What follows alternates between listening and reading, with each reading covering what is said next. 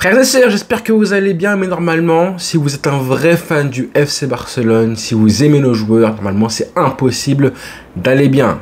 Why? What's wrong? What's going on? Well, bah écoutez, c'est officiel, Marc Bernal souffre des ligaments croisés, rupture des ligaments croisés du genou gauche après le match face à Vallecano hier soir. Et donc forcément, saison terminée, seulement 3 matchs après ce début de Liga. C'est juste, je suis dévasté, je suis vraiment dévasté pour le joueur, pour le Barça, pour plein de choses. Marc Bernal, 17 ans, qui subit la pire blessure des footballeurs. On en a marre de cette blessure-là. On l'a trop souvent vu. Bon, les ligaments croisés, c'est une hantise pour tous les sportifs, hein. Il n'y a pas que le football. Moi-même, c'est ma phobie carrément. Mais là, 17 ans, c'est encore pire en fait. Alors forcément, comme je disais, on va être clair, on va mettre les points sur les i, les barres sur les t. C'est avant tout une catastrophe pour lui. D'accord? C'est évidemment un drame pour le Barça aussi, pour l'équipe, pour plein de personnes, l'entourage, pour la saison du Barça et plein de choses, même pour Hansi Flick. Mais il faut avant tout penser aux joueurs. Il a 17 piges, les frères. C'est pas comme si, voilà, il avait vécu plein de choses dans le football qui peuvent nous dire c'est pas grave, t'as vécu des choses, donc même si ta carrière s'arrête maintenant, au moins t'as vécu ça, t'as gagné ceci, etc. Là, 17 ans, c'est encore un gamin, il est même pas encore majeur. 17 piges et tu subis la pire blessure des footballeurs, en tout cas l'une des pires. Hein. Donc pensons d'abord à lui, parce que c'est un drame. Hein. Là, évidemment, il va être opéré. Hein. Ça peut être traumatisant une opération à son âge. Il connaît pas encore ça, le pauvre. Tu vas être opéré, il aura une cicatrice. On s'en rend pas compte. Hein. Tout ça, c'est des petites choses, mais il sera absent du groupe. Il va pas s'entraîner, il va pas jouer avec ses copains, ses coéquipiers. Il sera un peu écarté. Pendant que le Barça va devoir avancer, hein, ses coéquipiers vont jouer, vont s'amuser, vont prendre du plaisir sur le terrain, pendant que lui sera du coup en convalescence à l'infirmerie, en rééducation. Bref, ça peut être vraiment des moments qui vont être compliqués pour le joueur et même pour l'humain. Donc la moindre des choses, c'est de penser d'abord à lui, à Marc Bernal, 17 ans, adolescent, avant de penser évidemment à l'équipe et au Barça évidemment. Donc on va pas se mentir, la blessure c'est une catastrophe pour le joueur, pour sa carrière évidemment, pour sa saison et aussi pour le Barça. Ça fait beaucoup de dommages, on se rend pas compte hein, de l'impact d'un joueur de 17 ans et de son absence parce qu'il est juste stoppé en plein vol. Il faisait vraiment un début de saison magnifique. Il continue à progresser. Hein. Hier son match, j'ai revu les images de son match d'hier et je me suis dit c'est vraiment son meilleur match par rapport à son match face à Valence et même par rapport à la pré-saison. Il continuait à monter en puissance, il progressait, à prendre ses marques, à tenter plus. On l'a vu hier, hein, les frappes de balles qu'il a tenté, c'est que le mec commence à se sentir un petit peu libéré, enfin commençait, je vais commencer à parler à l'imparfait, mais voilà, il commençait à se sentir de mieux en mieux dans l'équipe, dans le collectif, à tenter des choses, les percées balles au pied, les frappes de balles aussi, 2 frappes hein, intéressantes en plus, les relances archi propres, la résistance face au pressing adverse, les interceptions, les frappes tentées, des choses que même Busquets il ne faisait même pas. Hein. Busquets il prenait pas autant de risques quand il frappait au but, loin de là, lui c'était les passes, orientation, etc. Bref, on avait un joueur qui était vraiment complet, on découvrait un joueur hyper complet comme par hasard. Hein. Le Barça galère depuis des années, des mois maintenant, sans planification sportive correcte pour trouver un remplaçant à notre cher Sergio Busquets. On a un cadeau du ciel qui arrivait comme ça. Hein, vraiment un élu qui arrivait, enfin trouver un remplaçant à Busquets et là il est fauché comme ça en plein vol. Au bout de 3 matchs, on a vu l'action, on a revu l'action et hier justement on sentait que c'était pas bon du tout, hein. On le savait, on a vu l'action, on se dit oulala, le genou comme ça pouvait forcément être ça, un ligament croisé, ça n'a pas loupé. J'espérais au fond de moi que le club dise oui, peut-être que c'est qu'une entorse et tout, je l'espérais secrètement, j'en ai parlé hier dans le débriefing, malheureusement bah écoutez, la pire des blessures des footballeurs. Marc Bernal, hier sa feuille de statistiques, regardez un petit peu ça. 6 duels sur 10 remportés, aucun dribble concédé par l'adversaire, une passe clé et une statistique que j'aime beaucoup aussi, 2 passes en profondeur réussies sur 2. C'est terrible, c'est juste terrible parce que c'est un joueur qui commençait vraiment à prendre de l'assurance, de la confiance, il était complet en fait. J'ai rarement vu un... Je sais pas hein, si récemment on a eu un numéro 6 du Barça comme ça. Alors Busquets évidemment qui était aussi complet que ça. On a eu Nico Gonzalez mais qui est parti trop vite et qui avait commencé à se blesser un petit peu et à perdre un petit peu en niveau avant son départ.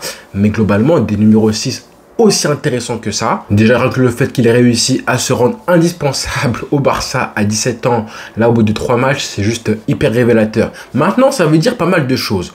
On va être un petit peu concret et réfléchir surtout au fait que le forfait d'un joueur de 17 ans, l'absence prolongée, affecte autant le Barça. Est-ce que c'est normal en soi? Pour moi, non. Hein. Clairement, c'est pas logique qu'un mec qui vient d'arriver aujourd'hui, ça montre qu'il y a un problème d'effectif, de qualité tout simplement. On l'avait dit justement, et je vous l'avais dit hier soir, malgré la masterclass d'Olmo qui a prouvé qu'il avait sa place au Barça, la priorité du mercato, c'était évidemment un numéro 6. Et on le voit encore plus avec l'absence de Marc Bernal prochainement. Donc justement, moi je le kiffe, je le surkiffe même Marc Bernal. Je commence à tomber amoureux de lui carrément. Il a 17 ans, 1m90, il est élégant, balle au pied, gaucher en plus comme moi. Il a une bonne petite tête sympa, il coche toutes les cases en fait. Il est grand, athlétique, on veut vraiment, on le kiffe. Par contre, j'ai envie de dire que c'est pas normal qu'un jeune de 17 piges soit déjà autant indispensable au Barça et que avec son absence, on se dise que la saison, elle va être foutue. Que l'absence d'un mec de 17 piges qui vient d'être pro, même pas son 3e match de Liga, que son absence assombrisse et fasse planer un doute aussi gros sur la saison prochaine du Barça, c'est pas normal. Ça veut dire qu'il y a un problème dans la planification sportive et en tout cas comment l'effectif a été bâti par les dirigeants du Barça. Rien que le fait que Hansi Flick compte sur le joueur, c'est un fait, mais qu'il le fasse jouer 3 matchs comme ça d'affilée, 90 minutes, même si c'est vrai que les derniers matchs, il avait été sorti par Hansi Flick, je crois c'était vers les 10 dernières minutes quand il avait été remplacé par Eric Garcia, mais globalement compter sur un joueur de 17 ans comme ça, le faire jouer première saison, du coup tu joues 3 matchs d'affilée titulaire parce que tu es le seul numéro 6 de l'effectif et que ton remplaçant c'est Eric Garcia qui n'est même pas un vrai numéro 6, ben j'ai pas besoin de vous faire un dessin sur l'effectif du Barça. Ça fait beaucoup là, ça fait beaucoup de blessés, de longue durée côté Barça et des jeunes joueurs. On se rappelle évidemment d'Ansu Fati, de Pedri, de Gavi, et là c'est un 4e joueur qui est blessé de longue durée. Il y a forcément des débats qui vont arriver, je pense que ouais, là on va tous commencer à fustiger, pas moi, je pense que les médias ou les influenceurs vont commencer à parler du fait que le Barça lance des joueurs jeunes. C'est bien de le faire, c'est bien beau de lancer des mecs de 17 ans, 18 ans, Pedri, Gavi, Baldé aussi je l'ai oublié, qui s'était blessé aussi de longue durée. Donc en vrai là c'est le 5e joueur qui se blesse vraiment, qui met une croix sur une saison entière comme ça. Donc c'est bien beau de lancer des joueurs hyper jeunes, mais est-ce que ils sont pas lancés un petit peu trop tôt? Le débat va forcément arriver. Et ouais, c'est dommage parce que quand tu es un jeune de 17 ans, bah ta croissance elle est pas encore terminée, la formation elle est pas encore terminée, alors que on sait très bien que à cet âge-là, à 18, 19, 20 ans, il faut jouer le maximum. C'est les dernières années les plus importantes de ta formation et de ta post-formation, il faut jouer. Si vraiment ta carrière elle est freinée par une blessure, c'est la pire chose qui pourrait t'arriver, et donc du coup c'est ce qui arrive pour lui, même si en soi c'est un accident, c'est un choc malheureux où il met le pied gauche en opposition, boum, voilà, on voit la petite torsion de droite à gauche comme ça latérale qui pardonne pas. On le sait très bien quand on parle des ligaments croisés, c'est un choc, c'est malheureux. Donc parler de oui c'est trop tôt pour le faire jouer, bah peut-être qu'à 25 ans il aurait subi le même choc et il aurait eu la même blessure.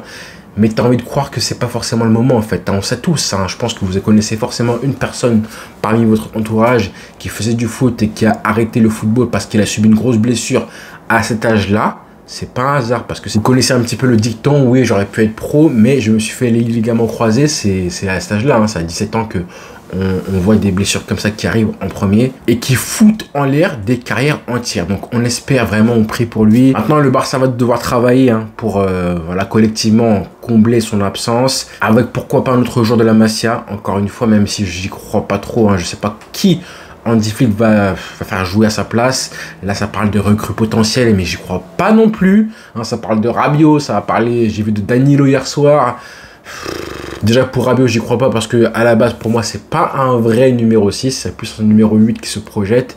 Et pareil pour Danilo qui est un très bon milieu défensif, mais lui il est sous contrat avec le Paris Saint-Germain, donc je crois que les relations entre les deux clubs ne permettront pas d'éventuelles négociations pour un transfert ou un prêt de Danilo. Même si moi j'aurais aimé Danilo qu'il vienne au Barça. Je pense que le Barça n'a pas les fonds nécessaires pour inscrire un autre joueur. C'est pour ça que je dis que ça va être très compliqué pour ce Barça-là, se remettre de l'absence de Marc Bernal. On va espérer que Christensen revienne très vite de sa convalescence qui a commencé en plus cette semaine-là. Il s'est blessé pour 1 voire 2 mois. Le club voulait le désinscrire pour inscrire un autre joueur, à savoir Olmo. C'était un peu n'importe quoi. D'ici le retour de Christensen à ce poste de numéro 6 prochainement dans 1 ou 2 mois, on l'espère, le Barça va devoir trouver une solution à ce poste-là. Moi, les espèces de solutions de rafistolage, de bricolage, où on met Frenkie de Jong ou Pedri, ou des joueurs qui ne sont pas des vrais numéros 6 à ce poste-là, même Eric Garcia, hein, pour moi, je valide pas forcément, en fait, même pas du tout. Parce que, encore une fois, pour moi, Frenkie de Jong, ce n'est pas un numéro 6.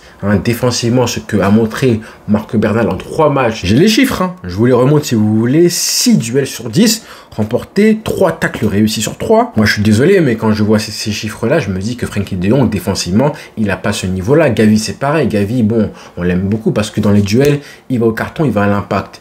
Mais après, dans les duels aériens, c'est plus compliqué par son physique. On sait qu'il prend beaucoup de cartons aussi. Donc, à mesurer, Marc Bernal, c'était vraiment différent à ce poste-là. Là, on avait un joueur qui ramène de la stabilité. Alors qu'un Frenkie, un Gavi, c'est des joueurs qui, à premier abord, te ramènent un déséquilibre au milieu de terrain adverse. Même si, quand même, Gavi, c'est vrai, est un peu plus complet. Mais bon, voilà. Comme je disais, c'est pas normal que le Barça se retrouve en galère parce que le jeune de 17 ans qui vient d'arriver dans le Barça a là justement en pro vient de se blesser au bout de 3 matchs. C'est pas logique. Normalement, si le club allait bien, on devrait avoir du coup un titulaire en puissance à ce poste-là, une doublure qui devrait être Marc Bernal, parce que tu devrais voilà le continuer à le polir, que tu devrais faire jouer pour qu'il s'impose progressivement à ce poste-là, qui s'installe dans l'effectif, qui continue sa formation, parce que là on parle encore d'une matière brute. Hein. Cette piste, t'es encore un minot, t'es encore une matière brute, t'es encore un petit diamant à polir, à façonner selon ton effectif et ton club, ta philosophie tactiquement. Bref, je suis dégoûté parce que justement tout ça il va le manquer, hein. Il va s'absenter pendant maintenant 1 an.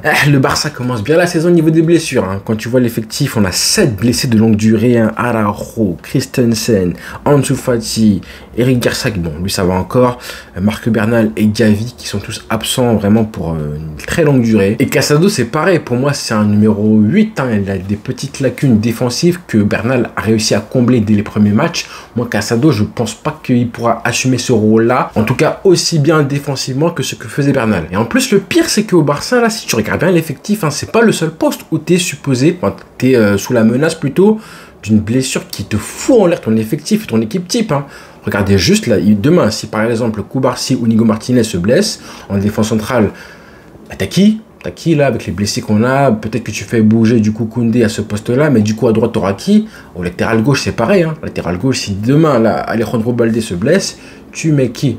Tu vas mettre Gérard Martin encore une fois. Si demain Koundé se blesse, tu mettras qui à ce poste de latéral droit? Hector Fort, bon d'accord, mais bon, c'est pas du niveau du Barça, ou plutôt c'est pas encore du niveau des titulaires que devrait avoir le Barça, tout simplement. C'est des bons prospects, des joueurs d'avenir si vous voulez, mais c'est pas encore à ce niveau-là. Marc Bernal, il est arrivé, il a montré, mais si les joueurs comme Hector Fort, Pau Prime, Casado, Alex Vallée avaient le niveau d'être titulaires comme Bernal l'était, on le saurait dès maintenant, on les a vus jouer en pré-saison. C'est pas encore le cas, ça le sera peut-être un jour, mais pour l'instant c'est un petit peu trop léger. Ils peuvent dépanner, mais sur la durée, il nous faut des titulaires en puissance. Hansi Flick a dit hier en conférence de presse qu'il avait de quoi, du matériel dans l'effectif pour pallier à cette absence-là.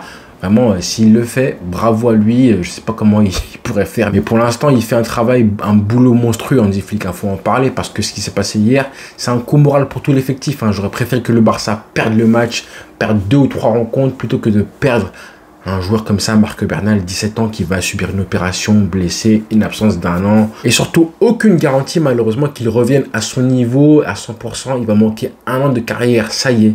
Il a manqué 1 an de carrière et c'est beaucoup 1 an. Donc vraiment de la peine pour lui. J'espère qu'il sera soutenu, que le club va faire le maximum pour, voilà, pour le soutenir. Et surtout l'accompagner du mieux possible dans sa convalescence. Voilà les frères. Rendez-vous ce soir parce que j'ai envie de reparler du match d'hier soir aussi sur une note un peu plus positive. Dites-moi en commentaire ce que vous en pensez. Comment vous remplaceriez du coup numériquement Marc Bernal dans l'effectif, dans l'équipe type du Barça aujourd'hui. Là, le prochain match face à Valladolid, c'est à domicile. Donc bon, on peut espérer que le Barça s'en sorte un peu mieux. Face à Valladolid, ce ne sera pas aussi fort et difficile que Vallecano, donc on peut espérer que un remplacement par exemple d'Eric Garcia sera peut-être suffisant pour remplacer Bernal, mais quoi qu'il arrive ça reste une grosse perte pour le Barça, pour le joueur, et peut-être une saison qui vient de prendre un coup alors que tu démarrais de manière absolument parfaite. Mais bon voilà, c'est le quotidien des clubs espagnols et européens, mais j'ai envie de dire, est-ce que le Barça se comporte comme un grand club en n'ayant pas de solution de recours à un jeune de 17 ans?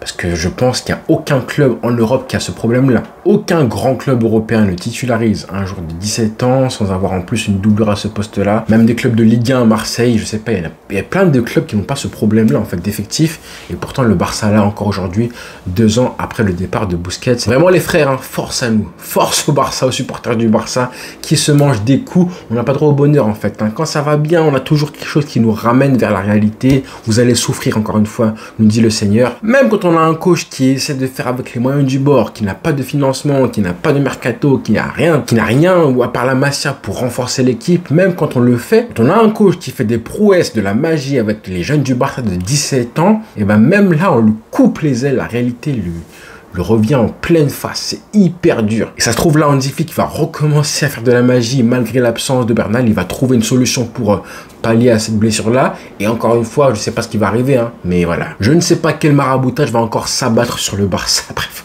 on en a marre les frères, on souffre trop. Bref, donc rendez-vous ce soir pour une vidéo un peu plus reluisante et joyeuse sur l'une des satisfactions du Barça hier soir face à Vallecano. Donc voilà les frères, bonne journée à tous et rendez-vous très vite. Ciao.